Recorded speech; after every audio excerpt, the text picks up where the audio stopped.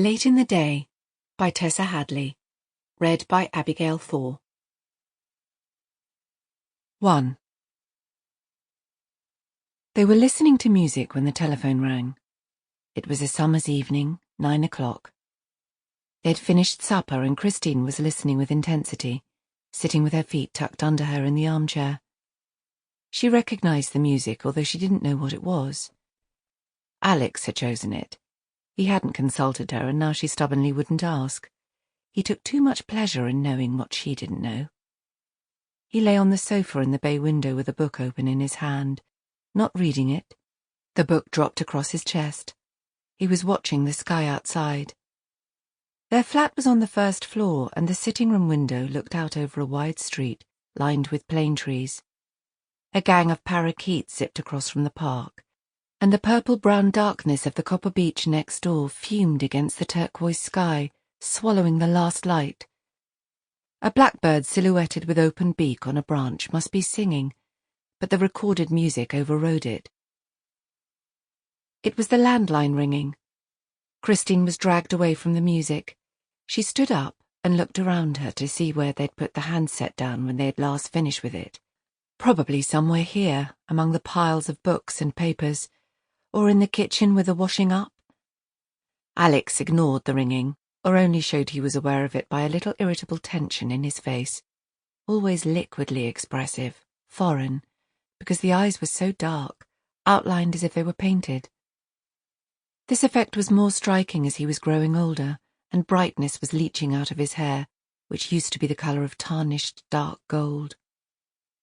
It was more likely to be her mother on the phone than his, or it might be their daughter Isabel, and Christine wanted to talk to her. Giving up on the handset, not bothering to fish in her bare feet for her espadrilles, she hurried up the stairs, taking them two at a time, she could still do it, to where the phone extension was, in their bedroom, in the attic. The music carried on without her in the room behind, Schubert or something, and as Christine dropped onto the side of the bed and answered the phone breathlessly, she was aware of the sweetness of a tumbling succession of descending notes. This room they had made under the sharp angles of the roof held in all the heat of the day and was thick with smells. Traffic fumes, honeysuckle from the garden below, dusty carpet, books, her perfume and face cream, the faint body staleness of their sheets. The prints and photographs and drawings on the walls, her own work, some of it, had sunk into the shadows, obliterated, and only the pattern of their framed shapes showed against the white paint. Through the open skylight she could hear the blackbird now. Sweetness. Yes? There was some confusion of noises at the other end of the line, as if the call was coming from a public place like a station, where it was difficult to speak. Intently someone was asking for her. "Can you hear me?" "Is it you, Lyd?" Christine felt herself smiling pleasantly, sociable even though she couldn't be seen, sitting on the low bed with her knees pressed together. She thought that Lydia must have been drinking, which wasn't unheard of. Her voice was heavy, slurring as if something in it had come loose. "What are you up to?" "I'm at the hospital," Lydia shouted. "Something's happened." "What's happened?" "It's Zachary.